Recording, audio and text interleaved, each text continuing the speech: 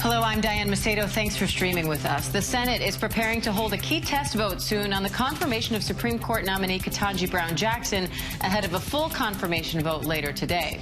Jackson's confirmation requires a simple majority of 51 senators, which she could reach with only Democratic support.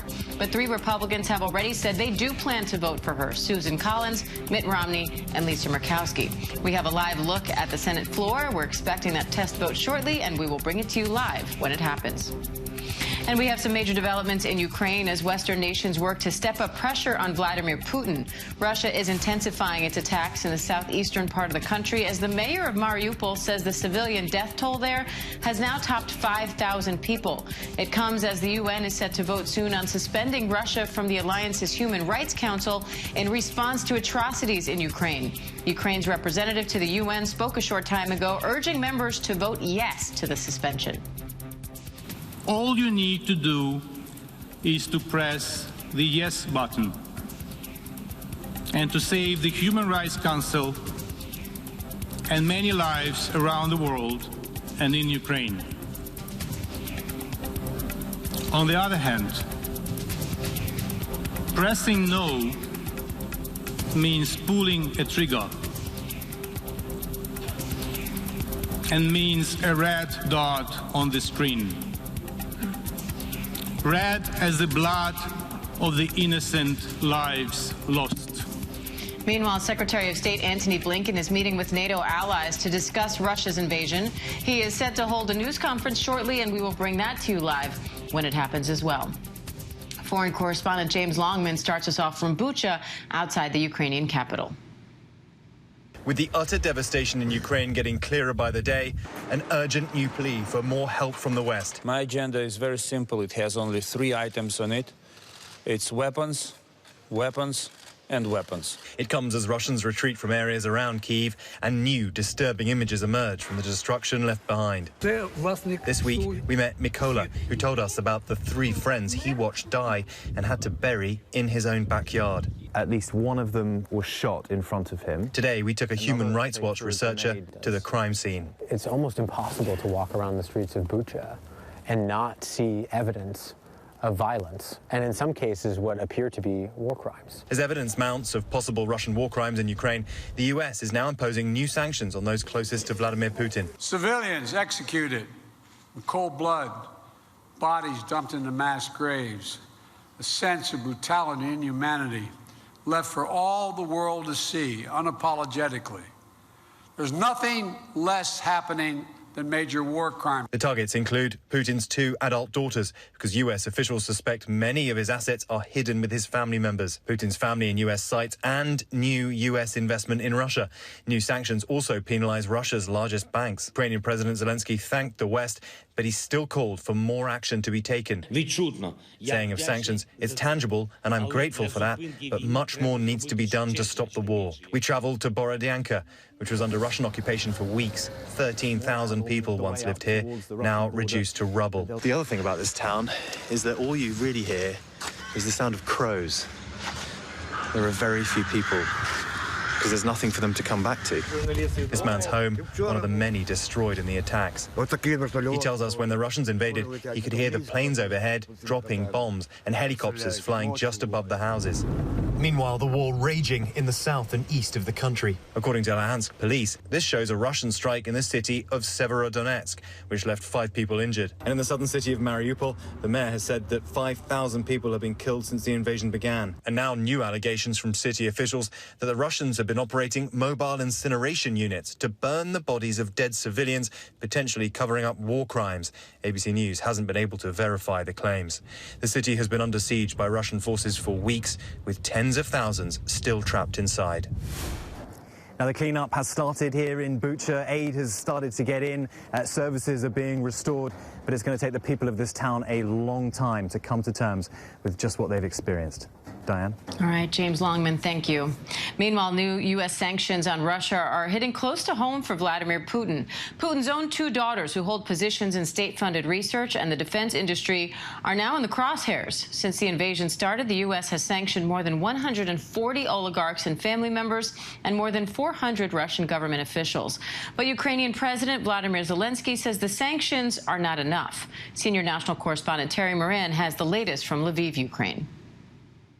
The walls are closing in on those closest to Russian President Vladimir Putin after the U.S. and the EU announced a new round of sanctions, some aimed directly at Putin's adult daughters. Together with our allies and our partners, we're going to keep raising the economic cost and ratchet up the pain for Putin.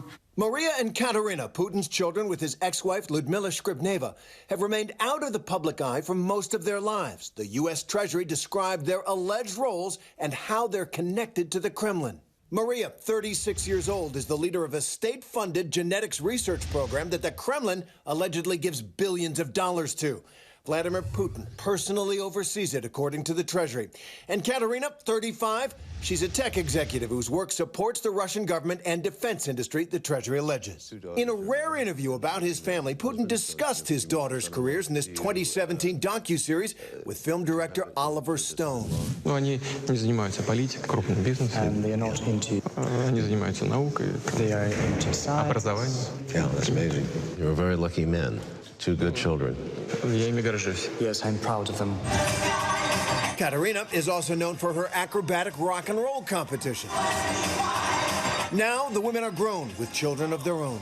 Are you a good grandfather? Do you play with them in the garden? Очень редко, к сожалению. Very seldom. Very seldom. Very little is publicly known about Vladimir Putin's wealth, though independent investigators believe it is vast, several concluding that Putin is a billionaire. He lives like one.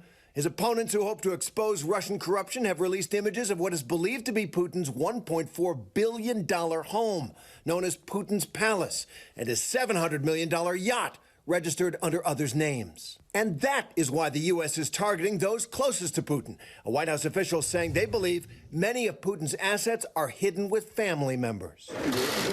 The U.S. and the EU are also taking new aim at the oligarchs who support Putin. On Monday, U.S. officials seized a $90 million yacht called Tango, owned by a Russian billionaire accused of having close ties to Putin. Over 600 companies have withdrawn their businesses from Russia so far, some, like Chanel, even refusing to sell products to Russians abroad unless they confirm they won't use those products in Russia. Why do we have to respect Chanel House? Enraged Russian influencers posted videos showing them cutting up their Chanel bags in protest. But for so many ordinary Russians, the effects of sanctions are devastating, especially to those who depend on Western business. We expect hundreds of thousands of people to lose their jobs because of the sanctions and Western companies withdrawing from Russia. U.S. officials say the total package of sanctions on Russia right now will likely put it on a path out of the major economies in the world and towards economic decline and isolation. And ordinary people will feel the brunt of that. The officials acknowledge they don't know how deeply these sanctions will bite into Vladimir Putin's lifestyle, or even if they did, whether it would stop him in this war. Diane? All right, Terry Moran in Lviv, Ukraine. Terry, thank you. And we have some breaking news now. We just learned House Speaker Nancy Pelosi has tested positive for COVID-19. A spokesperson says she's asymptomatic and fully vaccinated and boosted. The spokesperson also says the speaker is thankful for the protection that the vaccine has provided and will quarantine consistent with CDC guidance. Let's bring in White House correspondent Mary Alice Parks for more. Mary Alice, what do we know at this point? Yeah, Diane, this is just coming in. Like you said, her spokesperson put out a series of tweets, and then a formal statement just now landed in my inbox. It says that after testing negative this week, Speaker Pelosi received a positive test result for COVID-19. And like you said, they say that she is asymptomatic, that she does plan to quarantine consistent with CDC guidance, and encourages everyone else to get vaccinated and boosted.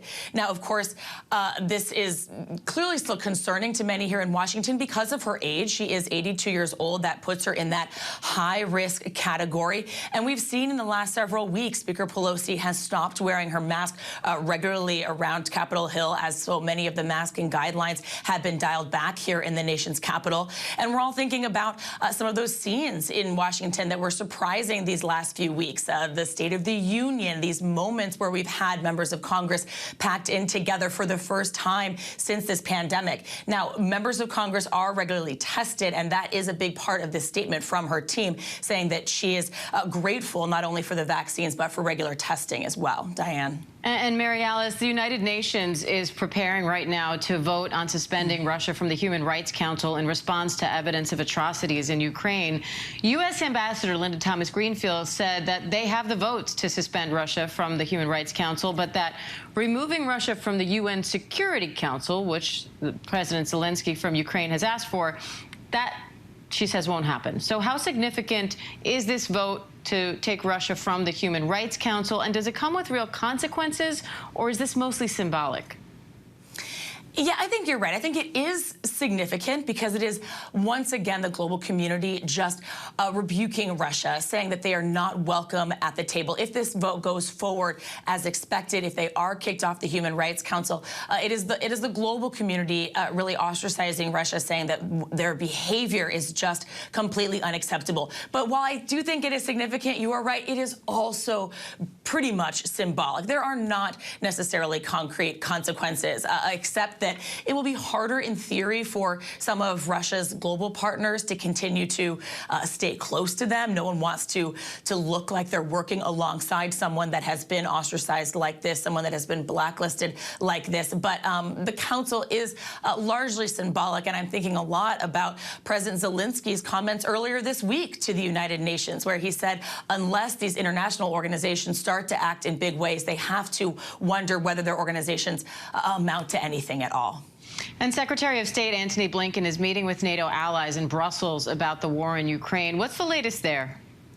Yeah, we're continuing to see U.S. officials just wanting to stay in personal, physical contact with NATO allies. I think it's remarkable that we've had, kind of nonstop U.S. leaders and diplomats there in Brussels. They want to make sure that they are getting the latest news firsthand and that they are engaged one-on-one with Ukrainian officials. It was very interesting to me that the Ukrainian foreign minister said that his message to world leaders continues to be three things. They need weapons, weapons, and weapons. That's a soundbite I imagine we're going to continue to hear the rest of this week, and that clearly Secretary of State Blinken is hearing that message loud and clear from Ukrainian counterparts.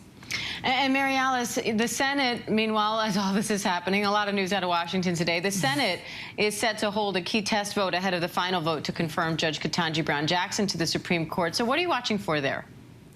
Yeah, we're looking clearly to see if any more Republicans join Democrats. This test vote, like you said, is sort of to move her confirmation through, kind of get through some of those Senate procedural hurdles. Right now, we know that there are those 3 Republicans who are committed to voting for her: Susan Collins of Maine, Lisa Murkowski of Alaska, and Mitt Romney of Utah. It'll be very interesting to see if any other Republicans join. Right now, there's very little indication of that. No one is expecting that. We just heard moments ago a pretty blistering speech from Senate Minority Leader Mitch McConnell, really firmly opposing her nomination. So I don't expect many other Republicans are considering voting with Democrats. All right, Mary Alice Parks, thank you. And we'll be right back with some of the day's other top stories. Stay with us.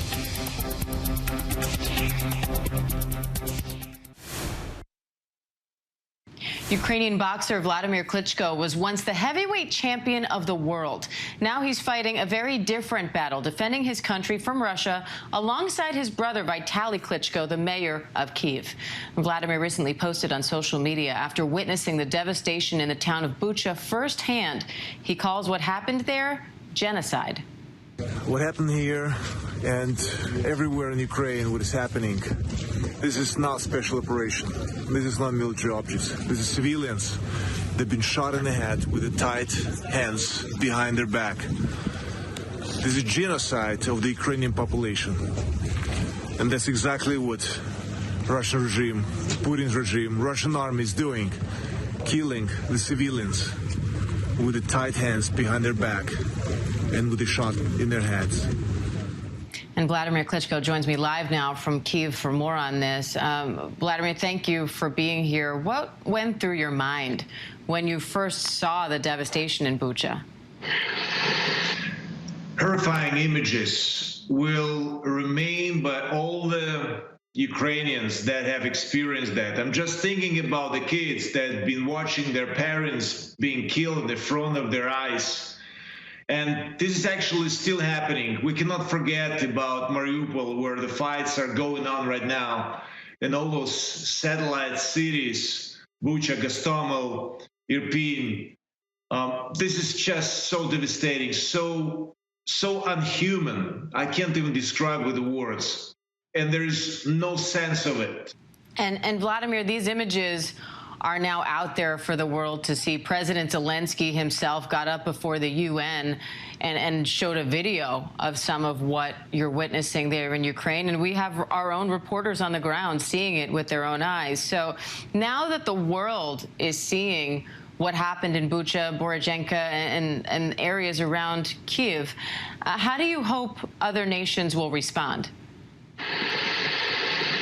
I want just to remind the free world and the leaders of the free world, when Russian military forces were collected on the Ukrainian border, and I remember there were lines, if the Russia is going to cross the line and invade Ukraine, the consequences are going to be severe for Russia.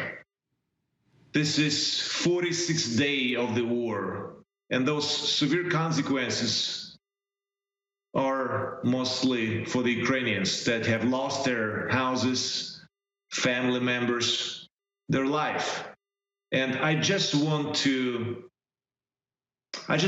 call the free world that been saying for those consequences for Russia, just move on. You cannot observe passively anymore.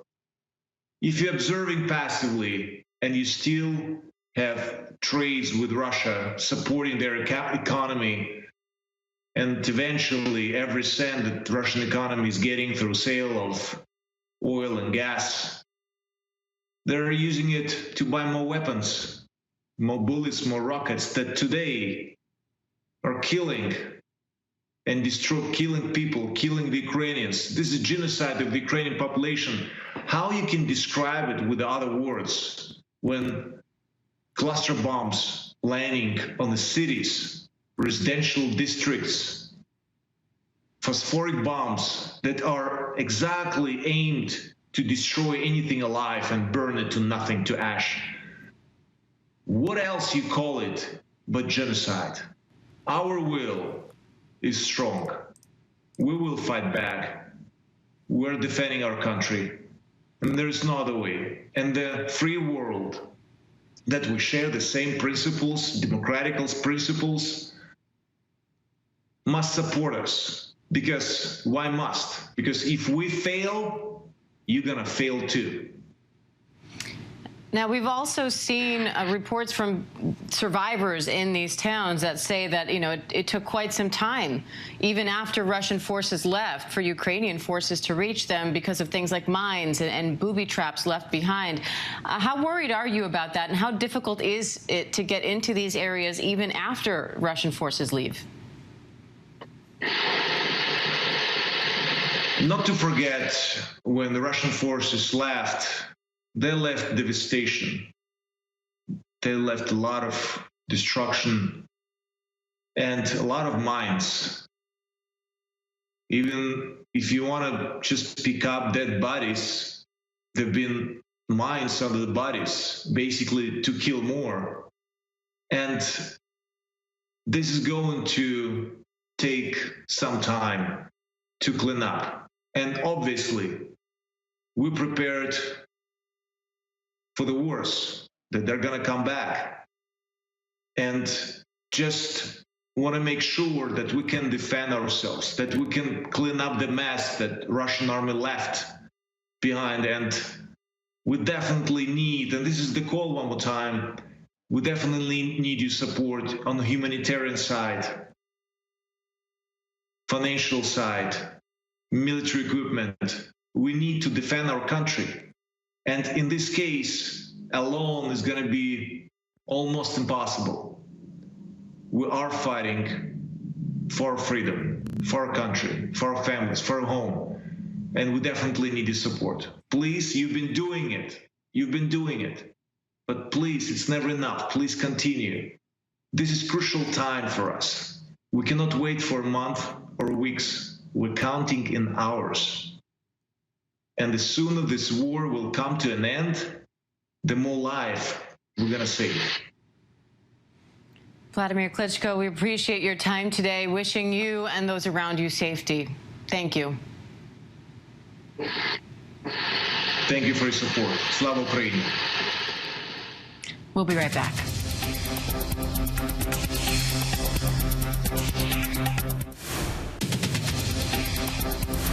Welcome back to ABC News Live. At least 12 reported tornadoes touched down in Florida and Georgia, bringing damaging winds up to nearly 80 miles per hour in some places. Now that severe weather is heading for the East Coast, 62 tornadoes have been reported in the past 3 days across 6 states. The House voted on Wednesday to hold former Trump aides Peter Navarro and Dan Scavino in contempt of Congress for their refusal to cooperate with the January 6th investigation. The vote was mostly along party lines after Navarro and Scavino defied subpoenas. And it's opening day for Major League Baseball. The first pitch goes out this afternoon, and in Wrigley Field in Chicago, between the Cubs and the Brewers. It's something of a holiday for fans, but since they don't actually get the day off from work or school, the Cubs have conveniently posted a written excuse. All you have to do is fill in the blanks. They signed it for you. And the family of Amir Locke is speaking out this morning after Minnesota prosecutors announced they will not bring charges against the police officer who shot and killed him. The officer was executing a no-knock warrant, and prosecutors said Locke was holding a gun. Locke's family says he had a permit for that gun. Alex Perez is in Minneapolis with the latest. Fallout after authorities announcing the officer who shot and killed 22-year-old Amir Locke while executing a no-knock warrant will not face charges. I am not disappointed. I am disgusted with the city of Minneapolis. Minneapolis police say Locke raised his gun in the direction of SWAT team officer Mark Hanneman. Amir Locke was holding it by the butt of the gun in a shooting position, although his finger was not on the trigger. That gun was pointed directly at Officer Hanneman. Moments later, Locke killed. Body camera video shows officers using a key to quietly enter the apartment, then announcing themselves. Inside, on the couch and under a blanket at his cousin's apartment, Locke appears to be woken up by the commotion and then seen with a gun in hand, Hanneman firing 3 shots. Locke was not a suspect, nor was he named on the warrant. His family says he legally owned his gun. You don't want to put anybody on trial for a case simply to meet public demand. It has to be a ethical consideration based on prosecutorial ethics. His emotional mother issuing a clear and direct message to the officer who shot her son. You may have been found not guilty, but in the eyes of me, being the mother who I am, you are guilty. Continue to have your restless nights, because I know you do, but you're going to continue to be restless because the spirit of my baby is going to haunt you for the rest of your life. And Diane, prosecutors who spent weeks reviewing this evidence say there were no charges that they believe could hold in court. Locke's family says they still intend to pursue a civil suit. Diane? All right, Alex Perez in Minneapolis. Thanks, Alex. And thank you for joining us. I'm Diane Macedo. Stay with us as ABC News Live continues with news, context, and analysis. Hi, everyone. George Stephanopoulos here. Thanks for checking out the ABC News YouTube channel. If you'd like to get more videos, show highlights, and watch live event coverage, click on the right over here to subscribe to our channel. And don't forget to download the ABC News app for breaking news alerts. Thanks for watching.